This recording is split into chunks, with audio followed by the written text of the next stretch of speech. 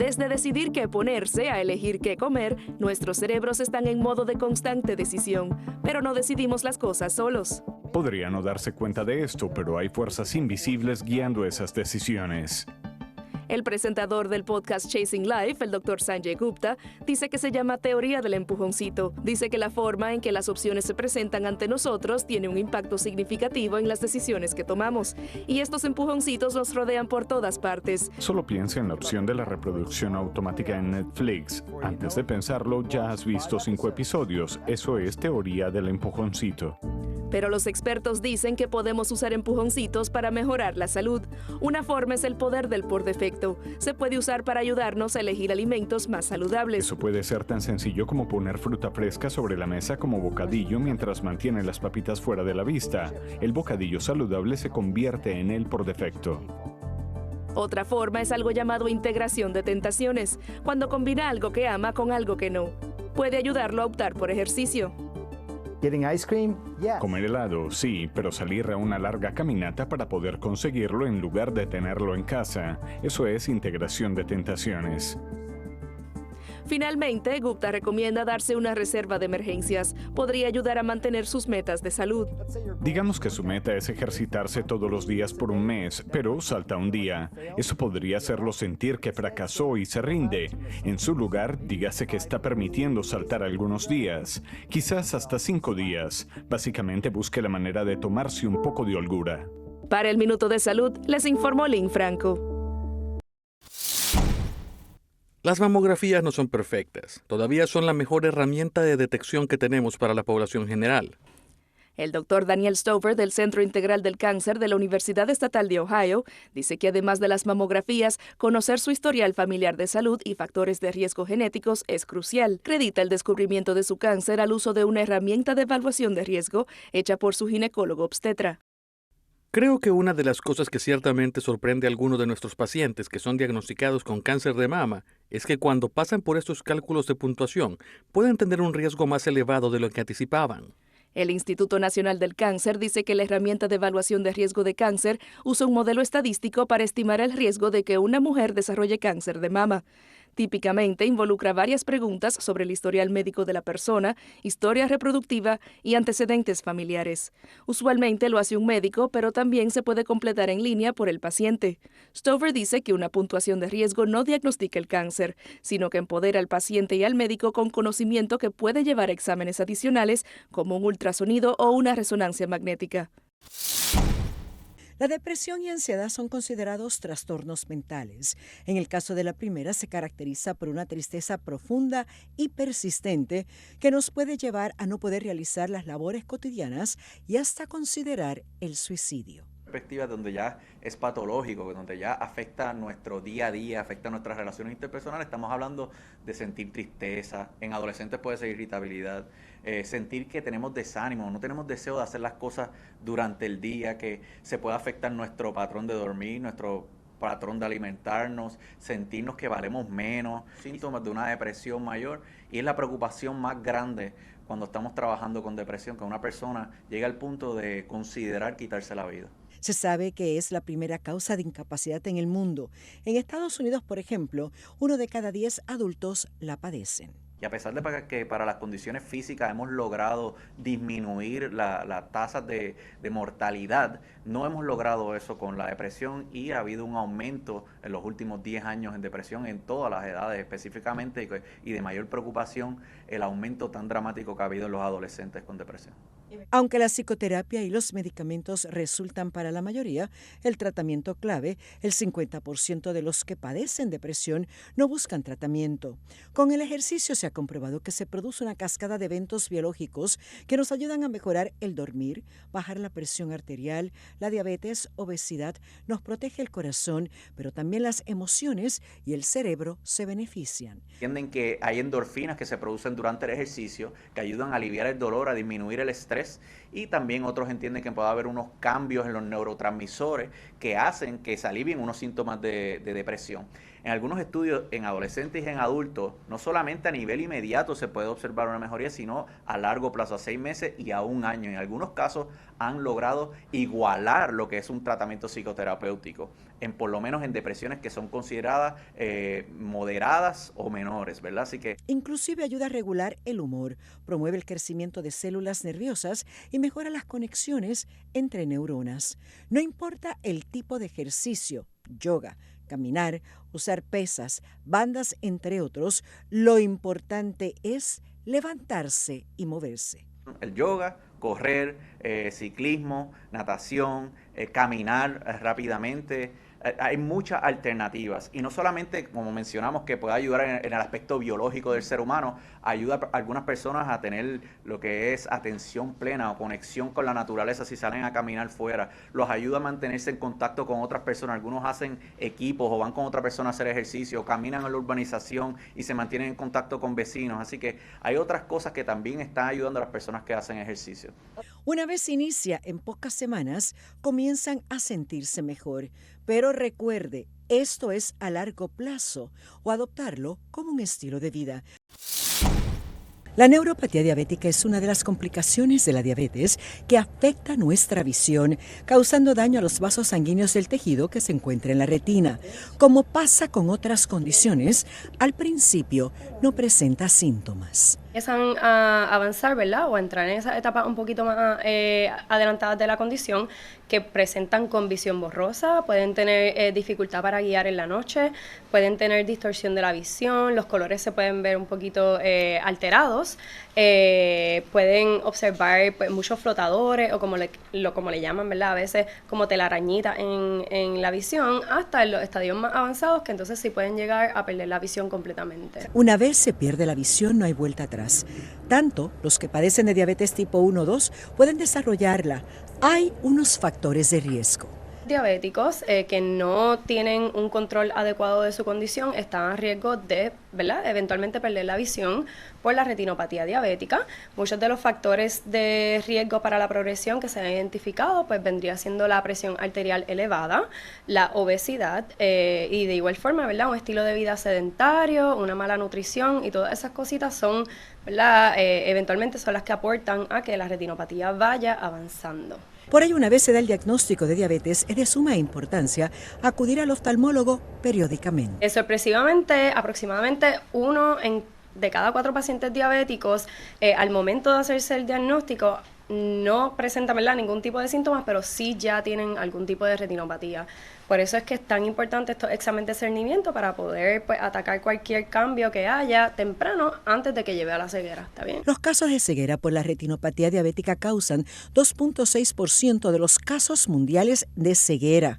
Hay diferentes formas de tratarla. Estadios más tempranos, pues los solemos monitorear y simplemente pues se les recomienda al paciente pues dieta y ejercicio para mantener la glicosilada debajo de 6.5.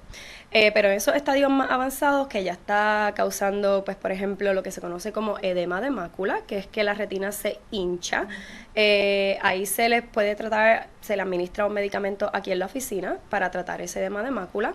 Si está causando ya desprendimientos traccionales o sangrado adentro del ojo, es posible que necesiten ya cirugía. Y hay unos pacientes que también, si el problema vendría siendo la proliferación de vasos sanguíneos anormales, se pueden tratar con láser.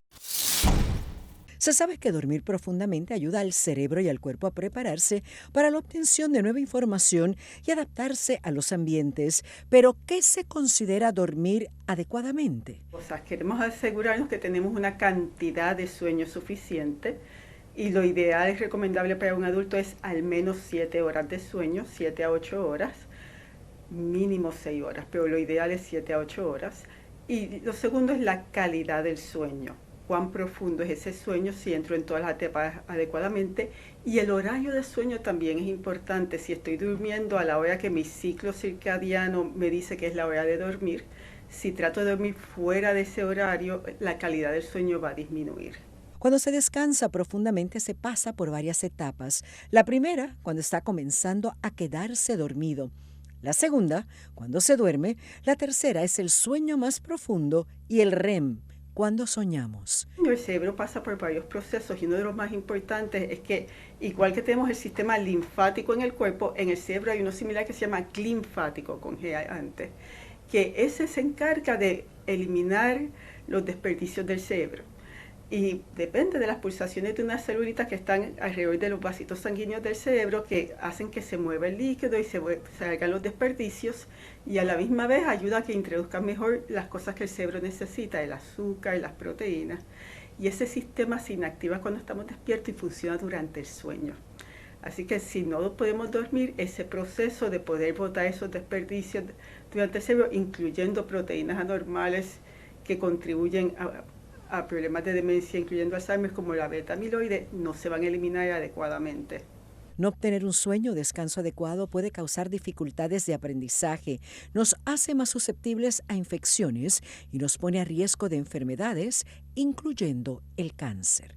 Una sola noche que pierdas, que no duermas de sueño, aumenta 5% la cantidad de beta-amiloide en el cerebro.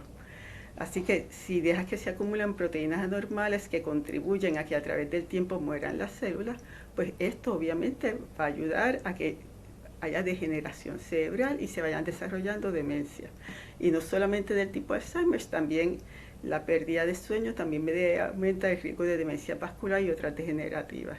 Pasado los 60 años, ese riesgo aumenta en un 27% de desarrollar demencia y ello puede aumentar si se padece de algún trastorno del sueño. La apnea del sueño también es otro que se asocia mucho con demencia y ahí se asocia aún más porque tienes no solamente la pérdida de sueño que causa, sino también la falta de oxígeno al cerebro. Ahora, si buscas de los más comunes, pues el insomnio. Pero muchos casos de gente que no tiene suficiente sueño, no siempre es por insomnio, a veces simplemente es que tenemos tantas cosas que hacer y tantas cosas que queremos que dejamos a lo último el sueño, completamos todo lo demás y le damos menos prioridad. Y decimos, pues si tengo que hacer todas esas cosas, pues duermo menos, me acuesto más tarde, me levanto más temprano. Y tenemos que aprender que eso a largo plazo nos hace muchísimo daño, que hay que darle prioridad al sueño si queremos mantener una salud adecuada. Cabe recordar que tomar medicamentos para dormir no necesariamente mejora la calidad ni cantidad del sueño. El lupus es una enfermedad autoinmune, lo que quiere decir que el propio cuerpo ataca las células y tejidos sanos por error. Existen varios tipos, pero el más común es el lupus eritomatoso sistémico, pero también puede haber lupus cutáneo, neonatal, discoide y hasta inducido por medicamentos. No se conoce la causa. Algo hace que el sistema inmune pierda regulación. Ciertamente se han descrito genes en particular que predisponen a que el sistema inmune pierda esa regulación y se manifieste como lupus. Sin embargo, hay cosas que no conocemos, hay muchos factores externos que no necesariamente conocemos, ambientales, que podrían estar causando que el sistema inmune pierda regulación, el medicamento, porque hay un lupus asociado o inducido por medicamentos y eso está conocido como un tipo de lupus. Por lo tanto, son quizás muchos los factores posibles que pueden hacer que ese sistema pierda regulación cuando uno ya tiene esa predisposición genética para tenerlo. No es hereditario, pero sí se puede tener predisposición. Aunque cualquier persona puede desarrollar lupus, son las mujeres las que están a mayor riesgo. La incidencia es alta en Puerto Rico. Mucho mayores mujeres, de 9 a 10 mujeres por cada hombre. Y ciertamente en mujeres jóvenes, entre los 20 y 40 años, es donde está la incidencia mayor. Es mucho más prevalente en Puerto Rico que en muchos países en el mundo. La prevalencia aquí, última estimada o publicada, habla de 159 pacientes por cada 100.000 habitantes.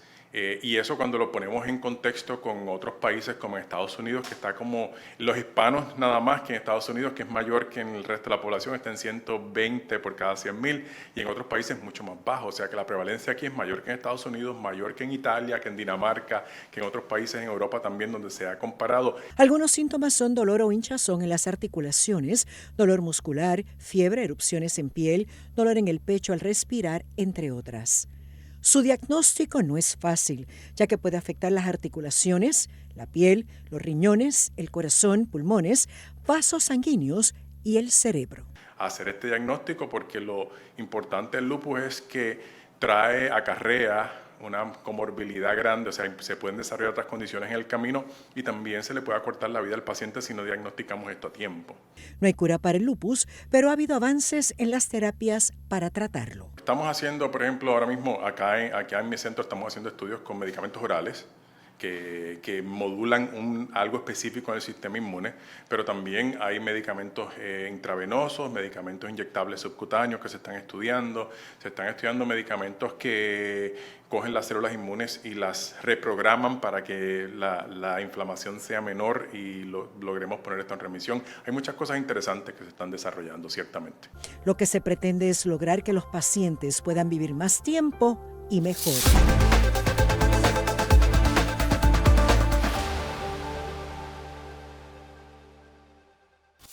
Continúen con la buena programación que tenemos en Telearuba. Nos volvemos a ver en una próxima emisión.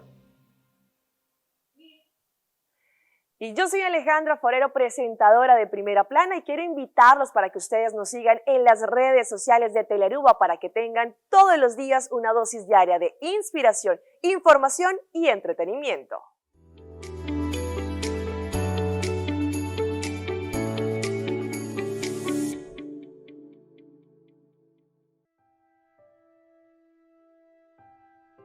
Gente te quiere, cultura cacho también es un cos. Con antintur caminho de drume.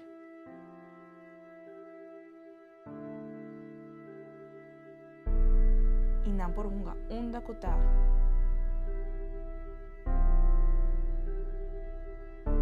Sigur, tur caminho de coi comentar.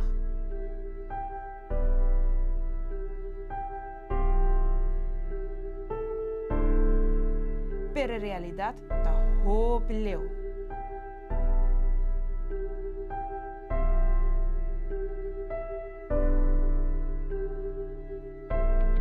Banstop está aqui.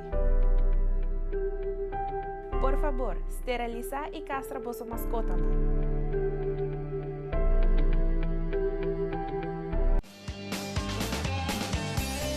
Nos mainta turja luna jaranson y viernes de nuevo para su norte mainta. Repetición a tarde y su siguiente día. Riba live streaming. Nos mainta ta entretener, educar y informar. Nos mainta aquí na mes na Telearuba.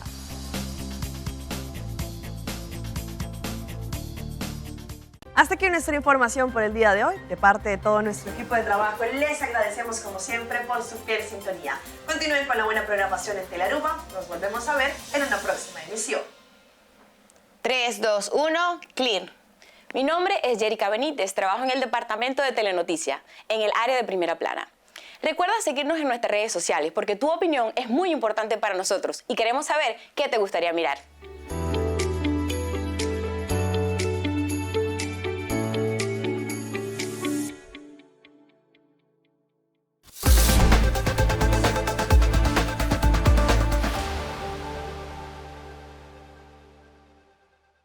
Cada vez son más las personas que son obesas en el mundo. Se estima que para el 2035 el 51% de la población global sufrirá de ello. Ahora se sabe que existe una asociación entre padres obesos y sus hijos, lo que quiere decir que sí pueden heredarla. La genética de la obesidad es poligenética. Son muchos genes que pudieran desarrollar la obesidad. Ahora, esto cuenta menos de un 10%. Ahora, sí sabemos que se puede heredar. Y no tan solo de la parte genética, sino heredar en la parte de educación, en el ambiente, ¿verdad? Aspectos de cómo se educan a los hijos, cómo llevamos, ¿verdad?, el plato seguro a la mesa. Y es que nuevos estudios indican que hay una relación entre el índice de masa corporal de los padres y sus hijos que los predispone a la obesidad. O sea que si papá, mamá o ambos tienen un índice alto, lo heredarán. Y el índice de masa corporal básicamente es una distribución, es un cálculo que se hace entre peso y medida para categorizar a la población donde pudiera estar un paciente saludable, ¿verdad?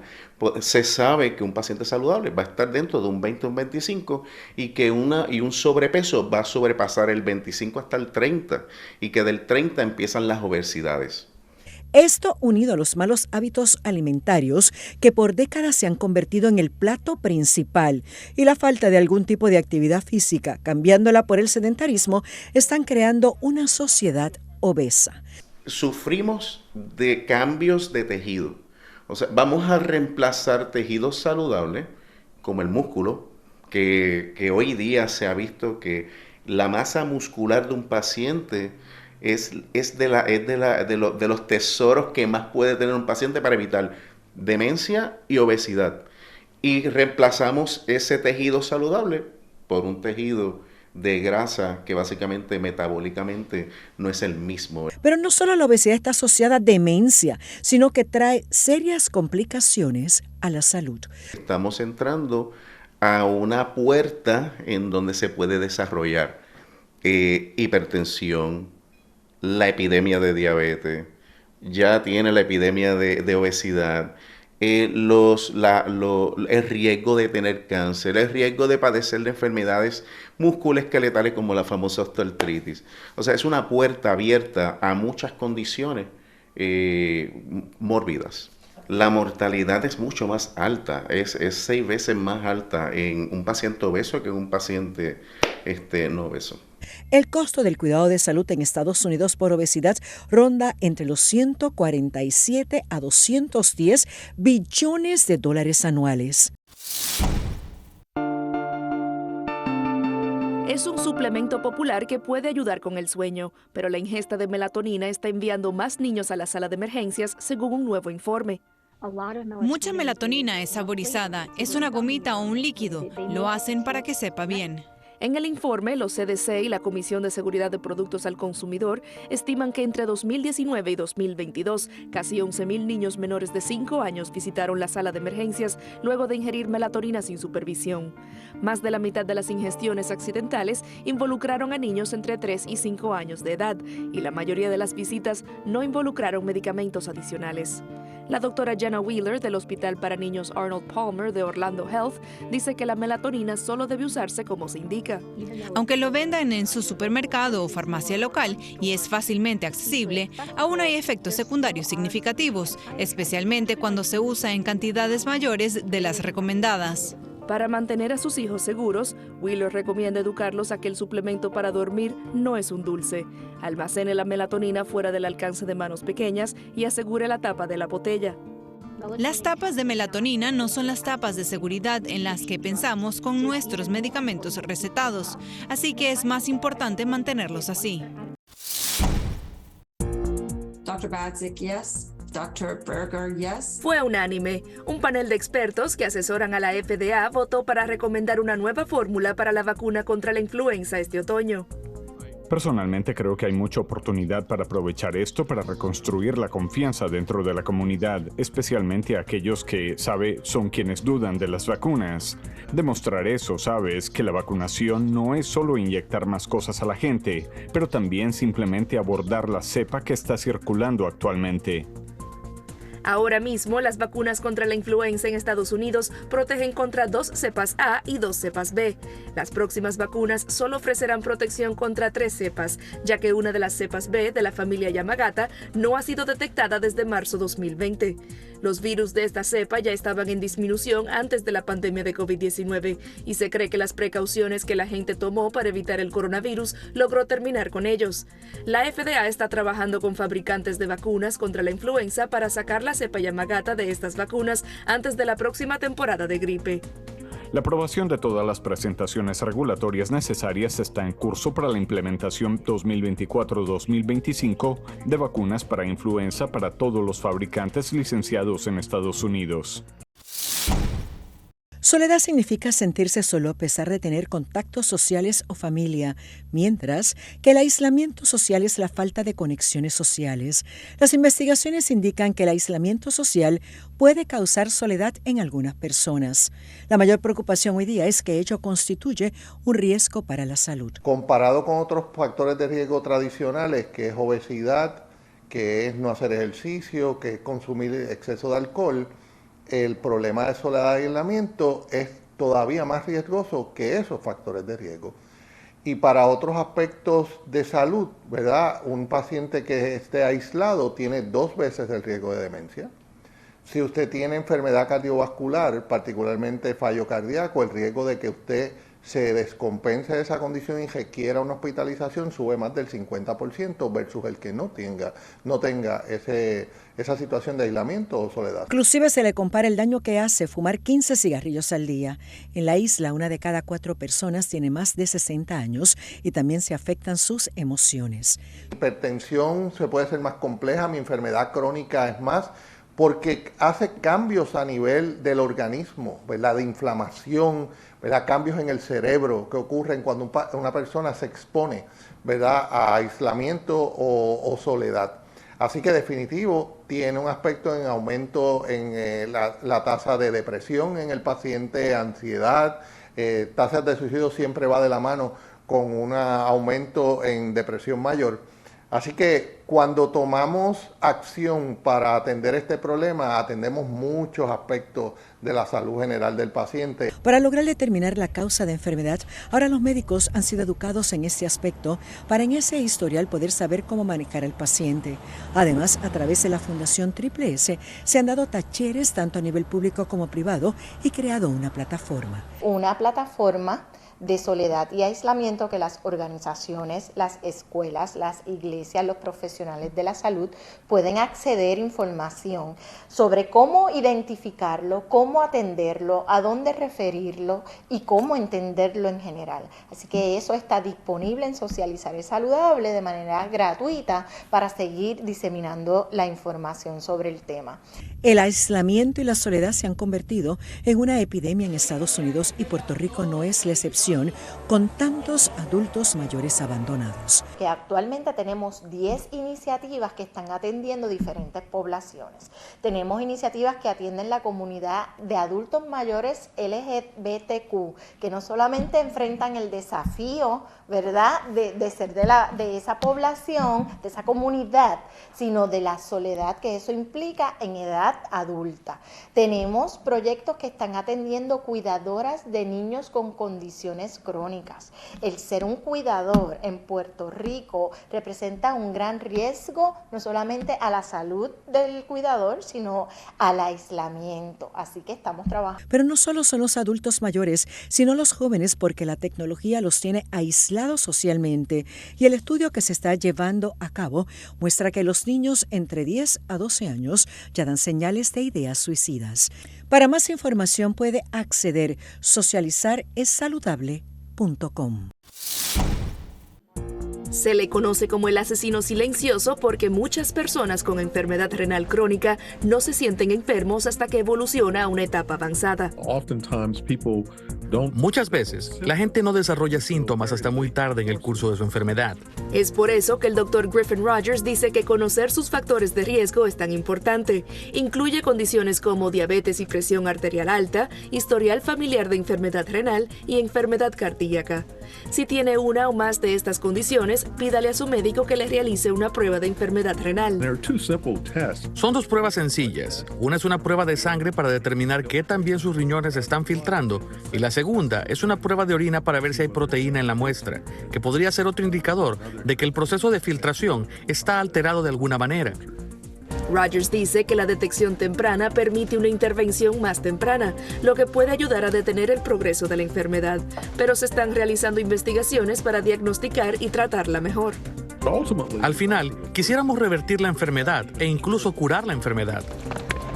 También puede ayudar a mantener sus riñones saludables, manteniéndose activo, eligiendo alimentos más saludables, durmiendo adecuadamente, no fumando y limitando el alcohol.